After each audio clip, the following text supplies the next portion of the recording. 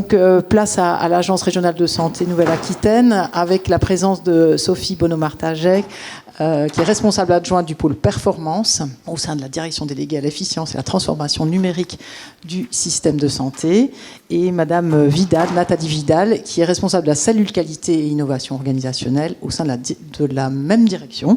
Voilà, donc direction basée à Limoges, si je ne me trompe pas. Enfin, pour vous, en tout cas. Pas toute la direction, mais nous, en tout cas, oui. Voilà, l'équipe qualité, oui. Voilà, donc on vous remercie. L'idée, c'est de nous présenter ce qui est spécifique à notre région et à l'agence Nouvelle-Aquitaine. Voilà, autour de la sécurité et la qualité des prises en charge et des parcours. Voilà. Oui, merci beaucoup. Donc effectivement, Sophie Bonneau-Martagec, donc responsable du pôle performance. Donc on a la spécificité au sein de notre direction d'être sur le sanitaire et le médico-social. Donc l'équipe qualité, donc qui est présente ici avec moi, a la particularité de s'occuper à la fois de la certification sanitaire et des évaluations médico-sociales. Donc juste pour vous faire une rapide présentation de la feuille de route donc, qui a été élaborée par l'ARS Nouvelle-Aquitaine et qu'a évoqué Madame Laportefun tout à l'heure. Donc l'action de l'ARS sur la qualité, elle vient aussi du fait, au-delà du constat que nous sommes autorité de tarification et de contrôle, on a aussi la chance d'avoir différents portes d'entrée pour traiter de la question de la qualité dans les structures sanitaires et médico-sociales. On a la voie, bien sûr, des certifications, évaluations, mais on a également d'autres portes d'entrée, comme vous les voyez ici, les inspections, les événements indésirables qui peuvent remonter au niveau de l'ARS, les réclamations, ce qui nous permet quand même d'avoir un faisceau d'indices sur le niveau et les problématiques, les marges de manœuvre des établissements sur la qualité dans notre région. Ça nous permet, du coup, en face, de mettre en place des actions pour accompagner les établissements. Donc, à différents niveaux, on a des actions qui sont régionales, qui sont menées notamment avec l'appui du CECA, donc sur la culture qualité, la gestion du risque en établissement. Mais aussi, on va avoir des actions plus ciblées en fonction de ce qu'on peut constater au niveau des évaluations et autres, sur le circuit du médicament, sur des acteurs plus spécifiques, sur certains outils qui vont accompagner les établissements. Et enfin, des actions individuelles auprès des établissements.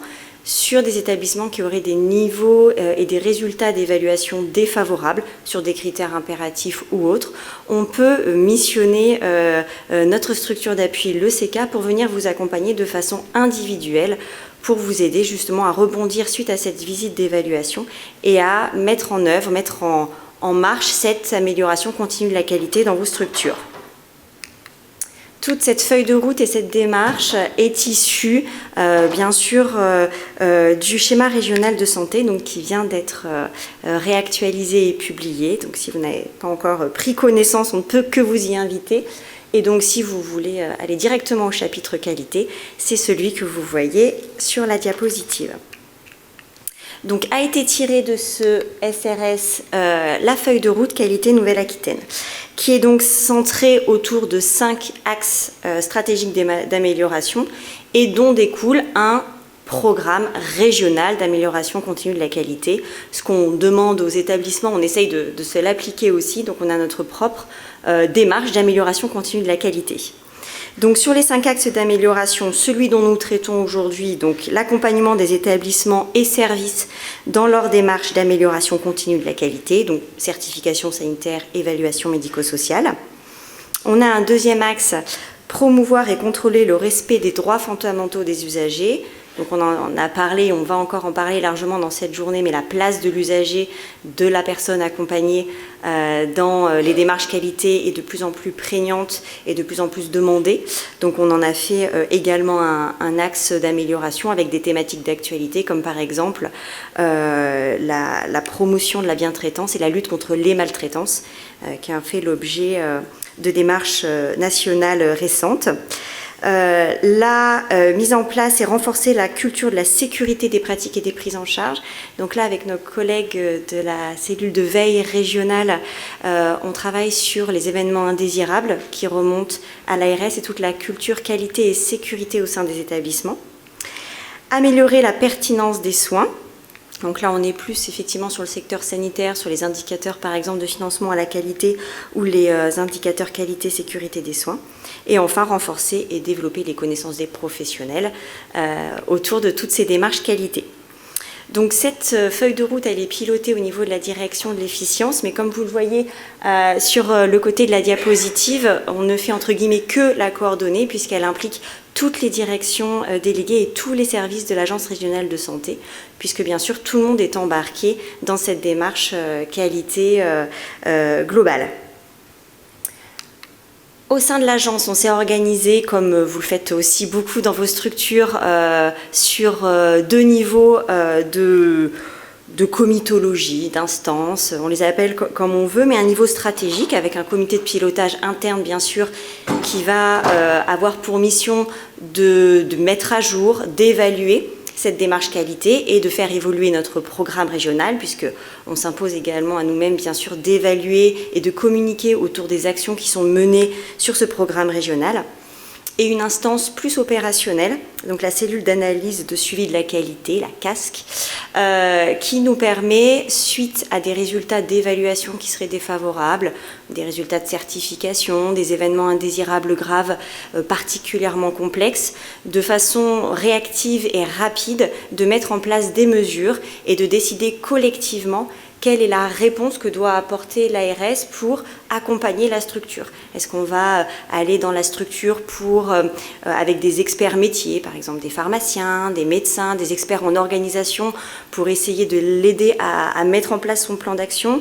Est-ce qu'on passe par nos structures d'appui? Voilà, c'est vraiment une petite cellule qui est destinée à réagir rapidement suite à des résultats d'évaluation ou autres qui seraient défavorables.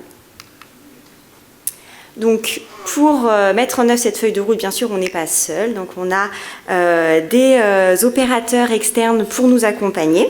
Donc, le CK, bien sûr, que vous connaissez et dont on reparlera un petit peu après, mais aussi d'autres structures que je remercie d'ailleurs parce qu'elles sont présentes aujourd'hui pour venir vous présenter leurs outils et leurs démarches. Donc l'Omédit par exemple sur le circuit du médicament et les dispositifs médicaux. On a également le CEPIAS sur le risque infectieux, mais ESEA aussi sur les systèmes d'information. Donc vraiment on s'entoure de toutes les forces vives possibles pour vraiment augmenter notre force de frappe, on va dire, pour accompagner au maximum les établissements.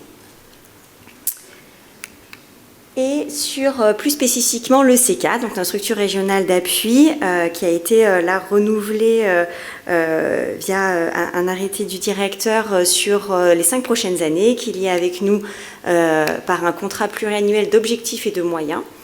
Tous les ans, nous élaborons un programme de travail qui évolue et qui est centré autour de nos 5 axes d'amélioration de notre feuille de route et qui évolue aussi en fonction de notre programme régional d'amélioration. Donc c'est vraiment notre bras armé, si je puis dire, en tout cas vraiment au plus près des structures pour mettre en œuvre toutes nos actions au sein de l'ARS avec des formats variés.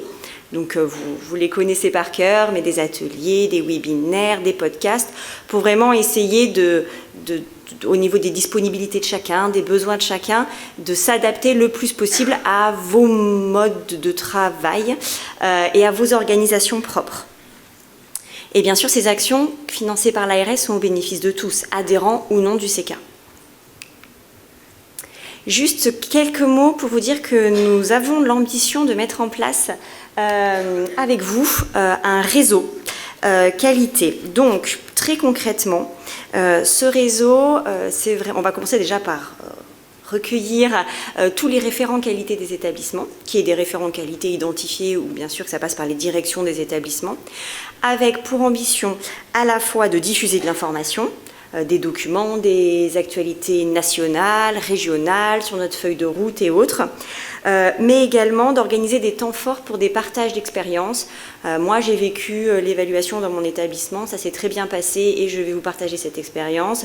J'ai mis en place des choses suite à ma visite d'évaluation pour lesquelles j'ai eu tel et tel point défavorable et je partage mon expérience avec les autres.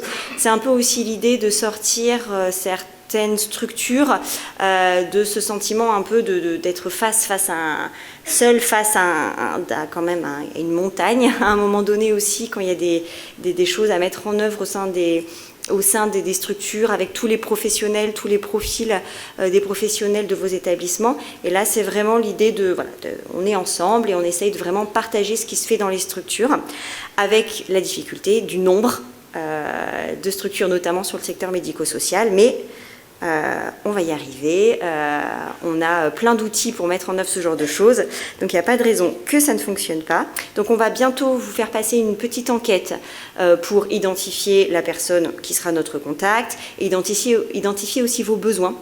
Nous, voilà ce qu'on compte faire, mais quels sont vos besoins, qu'est-ce qui serait le plus utile pour vous concrètement aujourd'hui dans vos travaux. Donc l'ambition de l'année prochaine, c'est une mise en place donc en 3 temps forts, un temps fort sur le sanitaire, un temps fort sur le médico-social et un temps fort sur des thématiques transversales, puisque comme je vous le disais, on traite on traite des 2 champs d'activité et on est convaincu qu'il y a des thématiques qui sont communes à tous les établissements. Donc on va essayer de structurer les choses comme ça en 3 temps, mais bien sûr, ceci est un teasing, on reviendra rapidement vers vous avec plus de précision. Je laisse la parole à Nathalie qui va vous décrire plus concrètement la mise en œuvre de la procédure d'évaluation SMS côté ARS. Merci. Alors donc en déclinaison de la feuille de route et notamment des axes que Sophie Bonneau-Martager vous a exposés, notamment l'axe relatif à l'accompagnement, au suivi des évaluations dans les structures médico-sociales, pardon. Alors, voilà, excusez-moi. Donc, relatif à l'accompagnement, au suivi de ces évaluations, également l'axe en lien avec le développement de la culture, qualité, gestion des risques, eh bien une procédure donc interne est travaillée et développée au sein de l'agence. On est parti d'un constat finalement et du contexte, le fait que ces rapports d'évaluation arrivaient sous un format difficilement analysable. On est avec des versions PDF qui vont nécessiter finalement d'adapter un outil en interne pour pouvoir extraire et analyser les données. L'objectif donc c'est de pouvoir créer un outil qui puisse permettre de façon assez simple, on va dire, et ciblée, de faciliter l'appropriation de ces rapports, de leur contenu, et avec l'objectif ensuite de pouvoir communiquer à la fois sur des indicateurs, mais également d'identifier des thématiques qui seraient à promouvoir ou à soutenir au niveau de la région pour accompagner et mobiliser donc, les structures d'appui. Différents échanges pour vous dire, cette démarche se fait au niveau de différentes ARS, donc il y a des partages, benchmark pour essayer de trouver l'outil qui soit le plus adapté pour répondre à cette analyse. Au regard des planifications maintenant et arrêtés de programmation dont on a parlé tout à l'heure, on voit donc sur les 5 ans de 2023 à 2027 une répartition de ces rapports, donc 369 rapports attendus au cours de l'année 2023. On voit nettement une montée en charge, effectivement, pour 2024 et 2025, avec un peu plus de 600 rapports qui seront attendus, et on reviendra ensuite au rythme des 300 rapports à peu près annuels sur les 2 dernières années. Juste un petit point sur 2023 et les 369 rapports attendus. À ce jour, donc, nous disposons de 24 rapports, donc ça c'est des données qui datent de début novembre. 24 rapports d'évaluation ont été transmis avec 11 donc pour les structures non prioritaires et 13 pour les structures prioritaires, donc structures prioritaires qui devaient réaliser leur évaluation, transmettre leur rapport en tout cas au premier semestre 2023. Vous présentez également cette répartition donc, par département, l'ensemble donc, des rapports qui sont attendus donc, sur chaque département avec un lissage qui était possible et qui a été essayé d'être conduit. En tout cas, on voit de toute façon très nettement ce que l'on évoquait tout à l'heure, 2 années fortes par rapport à ces rendus d'évaluation. Donc, ce seront l'année 2024-2025. Un focus sur 2023 également, qui reprend donc sur les 369 rapports finalement, bon nombre sont encore à transmettre. Alors des évaluations n'ont pas encore eu lieu. Il y a la phase, l'année n'est pas terminée, mais voilà, il manque quand même pas mal de rapports qui sont donc à transmettre dès que les établissements en disposent de par leur organisme d'évaluation. Alors voilà, par rapport à la procédure et l'organisation de ce suivi et de cet accompagnement, donc on a une phase en amont des visites. Donc voilà, depuis la réforme, on l'a évoqué, de nombreuses communications ont eu lieu, des arrêtés de programmation ont été rédigés, et donc avant fin 2022, la parution de ces arrêtés. Donc une publication au recueil des actes administratifs, et on retrouve également l'ensemble de ces arrêtés sur le site de l'agence, de l'ARS Nouvelle-Aquitaine. Des arrêtés donc à la fois pour les structures donc de compétences strictes ARS et également celles qui sont sous compétences ARS et conseil départemental, bien entendu. Chaque année, ces arrêtés donc seront actualisés, mis à jour et tiendront compte notamment d'éventuelles demandes de report qui pourraient arriver au sein de l'agence régionale. L'établissement, pendant ce laps de temps, lui, choisit son organisme évaluateur, organisme accrédité au regard d'un cahier des charges. Il va y avoir ce choix de l'organisme évaluateur, toute la phase donc préparatoire de la visite, fixer son calendrier, cette organisation, puis la visite se déroule dans vos structures.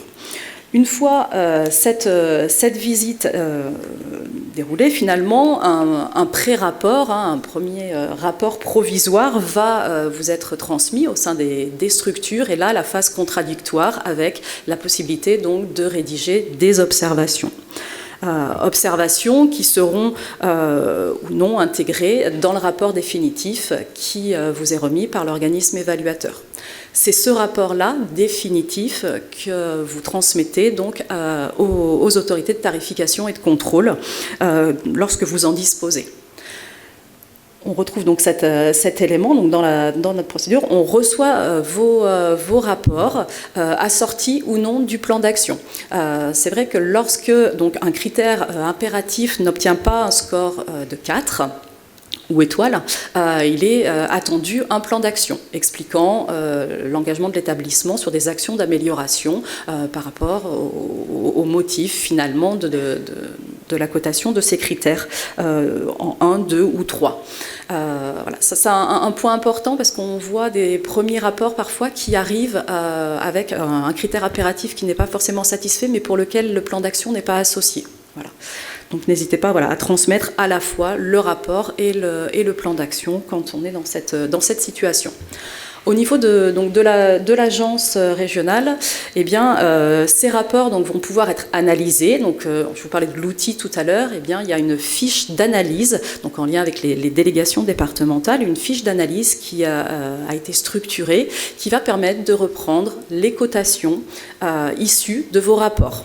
D'accord, donc l'ensemble de ces cotations ensuite donc ces cotations vont permettre d'identifier et de cibler rapidement via une fiche qualité les thématiques pour lesquelles on a une parfaite maîtrise, on va dire, ou une maîtrise optimale des structures, et puis d'autres thématiques qui finalement vont nécessiter de mettre en place des actions d'amélioration. Ce ciblage est important et pour nous permettre également de faire le lien avec le programme de travail du CK évoqué pour pouvoir proposer et mettre en place des actions adaptées à ces actions d'amélioration que vous aurez à conduire pour soutenir donc les démarches des établissements et puis également de pouvoir par le biais de ces fiches, de vraiment cibler également les points forts, et notamment au niveau du réseau, de faciliter ce partage d'expériences entre les structures au niveau de la région. Donc fiche qualité, diffusion ensuite, donc partage de ces éléments, et donc les propositions d'accompagnement. Alors en lien avec cette évaluation, mais plus largement, on va être dans une démarche vraiment d'accompagnement de vos démarches d'amélioration de la qualité, gestion des risques au long cours, j'allais dire, puisque donc on est dans le cadre d'une évaluation quinquennale, mais qui a vocation donc à perdurer dans le cadre de vos démarches. Donc c'est vraiment d'installer ces accompagnements et ces suivis dans le cadre de vos démarches qualité. C'est le temps des échanges avec la salle, donc je vous invite à lever la main si vous avez des questions. Bonjour, Christelle de Six, cadre d'appui au conseil départemental de la Charente.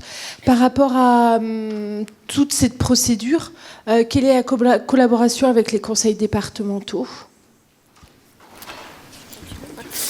Donc, on a présenté toute cette procédure à l'ensemble des conseils départementaux de la région pour vraiment voir avec eux à quel niveau ils voulaient être associés, le partage d'outils, etc. Donc, ce qui a été conclu de ces échanges, c'est qu'on mettait à disposition tout ce qu'on produisait niveau ARS, donc l'analyse des rapports, les fiches qualité dont parlait Nathalie, sur un espace dédié qui s'appelle Resana et qui est mis à disposition des conseils départementaux, et qu'à ce stade, c'était un niveau d'information qui leur suffisait, mais que de toute façon, on était à leur disposition s'ils voulaient aller plus loin sur des structures individuellement. Est-ce que ça veut dire que du coup, on ne pourrait pas donner notre avis sur des établissements qui sont cofinancés ? Votre avis sur l'évaluation ? Enfin, sur le rapport ? Oui, bien sûr, vas-y Mathieu. Oui, merci. On va vraiment fonctionner comme on fonctionne habituellement, c'est-à-dire que là, c'est la démarche régionale de notre organisation interne, en quelque sorte, pour vous expliquer comment on le traite. Mais évidemment, que ce soit comme les autorisations, que ce soit comme les CEPOM, ça va être traité de la même façon, localement, avec vos adaptations, évidemment, territoriales. Ça va être... alors, j'ai mes collègues en DD, mais j'en ai pas vu. Mais si, il y en a, hein. Bon, donc ça va être avec les collègues en DD. On va adapter, comme à chaque fois, dans les 12 départements, comment on va travailler ensemble. Non, mais évidemment. Okay, voilà. Parfait. Il n'y a pas d'inquiétude là-dessus. D'accord, Ces fiches seront juste en appui, en fait. Voilà. Oui, Guillaume Prévraud, directeur général de l'ADAPI Charente. Vous n'évoquez jamais le cas extrême de retrait d'autorisation, puisqu'a priori, une évaluation non satisfaisante qui ne se suit pas d'effet et de plan d'action devrait pouvoir donner lieu, dans l'hypothèse la pire, à ce type d'évolution. Pour vous répondre, en général, si on en arrive là, c'est qu'il y a une problématique globale sur l'établissement et qui doit être normalement repérée en amont. Voilà. Je ne pense pas que ce soit avec l'évaluation qu'on découvre qu'il y a besoin de faire un transfert du coût d'autorisation. Bonjour, Florence Cassereau, je suis l'administrateur du GCSMS de la Charente et chargée d'une direction qualité aussi. Ma question, donc je connais le CK depuis très longtemps, puisque depuis 1996. J'ai pas très bien compris la distinction entre les missions du CK et les missions de l'ARS, puisque là vous allez mettre en place des ateliers, des temps de rencontre, etc. au niveau de l'ARS, qui en fait était la mission du CK. Donc c'est pas très clair pour moi au niveau de ces deux missions-là, s'il vous plaît. Et puis je voudrais savoir où est-ce qu'on peut avoir le Prax. Merci. Alors, au niveau du CK, il n'y a pas vraiment de distinction, puisque forcément, nous, en tant qu'autorité et avec le CK en tant que structure régionale d'appui, c'est au travers des actions du CK qui sont coordonnées dans un programme de travail qu'on met en œuvre les actions sur le territoire. Donc, la seule différence, c'est que le CK a, et le Dr Pourrin pourra me compléter, mais a des actions spécifiques réservées aux adhérents du CK et que nous, via notre programme de travail avec eux, on a des actions qui bénéficient à l'intégralité des établissements de Nouvelle-Aquitaine. Mais c'est normal qu'il n'y ait pas de distinction puisque nous, on mène nos actions au travers du CK quand il s'agit de formation ou d'accompagnement individuel.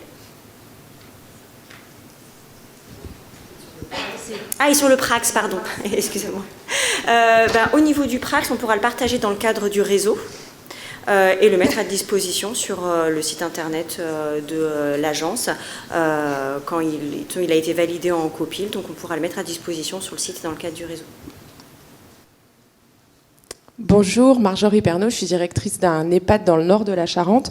J'avais une petite question, et notamment sur une de vos premières slides, où effectivement vous allez pouvoir déployer un accompagnement après des alertes, après des réclamations, après des EIG. Est-ce qu'il est prévu à un moment que l'ARS puisse accompagner en amont de tout ça? Et est-ce qu'il pourrait y avoir des passages de qualité et d'accompagnement sans qu'il y ait de signalement préalable? Oui, bien sûr, au sein de la direction efficience, on mène ce qu'on appelle des missions d'appui. Alors, des missions d'appui à la performance ou autres, mais en tout cas, on a des professionnels qui ont dirigé des établissements médico-sociaux antérieurement ou qui sont des experts métiers, donc des pharmaciens qui sont là avec nous, mais on a également des médecins, on a des experts métiers qui peuvent vraiment venir vous accompagner sur des thématiques précises. La porte d'entrée reste la délégation départementale puisque c'est vraiment votre interlocuteur en proximité, mais nous, on peut intervenir alors dans un volume bien sûr raisonnable et programmé, mais on peut tout à fait intervenir sur sollicitation d'un établissement en lien avec la délégation départementale de l'ARS. Au contraire, je dirais, ce serait mieux. On me fait signe que ça va être la dernière question pour respecter le timing au mieux et pouvoir passer la parole à Monsieur Dimbourg. Docteur Morisset, médecin co dans une EHPAD. Concernant les organismes d'évaluation accrédités, est-ce qu'on pourrait avoir quelques critères de cette accréditation? Deuxième question, est-ce qu'ils sont assez nombreux pour répondre aux demandes? Et dernièrement, est-ce que les prix sont réglementés? J'ai le sentiment que ces 3 questions sont plutôt dirigées à l'HAS, si ça vous convient. Du coup, Madame Calette va reprendre le micro. Oui, j'ai l'impression, je me sens un peu concernée. J'ai pas vu la personne qui a posé la question, par contre, du coup. Bonjour. Alors, quels sont les critères pour accréditer les organismes? Eh bien, ce sont tous les critères qui sont inclus à la fois dans la norme d'accréditation du COFRAC, qui est une norme générique et qui a été complétée par le cahier des charges HAS, qui contient un certain nombre de critères. Pour en citer quelques-uns, l'expérience professionnelle des évaluateurs dans le secteur, l'indépendance aussi de ces évaluateurs, ça on y tient énormément. Voilà, les évaluateurs ne peuvent plus dorénavant, comme dans l'ancien système, avoir eu des liens avec un établissement pour le conseiller, pour former, pour l'avoir certifié. Il y a vraiment maintenant un total cloisonnement des exercices. Donc la neutralité est quelque chose aussi de très important. Est-ce qu'il y a assez d'évaluateurs pour l'instant? Oui, les organismes accrédités ou en voie d'être accrédités, parce qu'ils n'ont pas tous l'accréditation définitive. On en a 117 aujourd'hui. Et donc, à partir du moment où ils sont sur notre liste, ils peuvent intervenir France entière. Il n'y a pas de sectorisation géographique, bien entendu. Donc, on n'a pas la notion qu'il y ait de grosses tensions, même si c'est un processus qui monte en charge. Donc, voilà, il y a des petits délais maintenant qui commencent à apparaître, d'où il faut quand même anticiper le plus possible. Mais pour l'instant, en tout cas, ça tient. Et est-ce qu'il y a... alors, au niveau du coût des évaluations, non, il n'y a pas d'encadrement des prix. Voilà, c'est pas prévu par la loi, ce serait illégal. Par contre, ce que je peux vous dire à ce sujet-là, c'est qu'on nous pose beaucoup la question du coût de l'évaluation. On va sortir des données pour faire apparaître le coût moyen d'une évaluation. On devrait en fait pouvoir les publier à la fin du premier trimestre 2024. On attendait surtout d'avoir un échantillon d'évaluation réalisé qui soit numériquement conséquent. Donc on va atteindre les 10% d'évaluation par rapport aux 40 000 structures en France à peu près, en février 2024, je pense. Donc là, on sortira cette information du coût moyen de l'évaluation et on va essayer de l'affiner en fonction de la taille des établissements. Donc ça donnera, en tout cas, faute d'encadrement des prix, mais ça pourra donner des repères à tout le monde. Merci bien, merci pour l'intervention Mme Vidal et Mme Bono-Martin-Gex. Merci pour votre réponse Mme Khaled.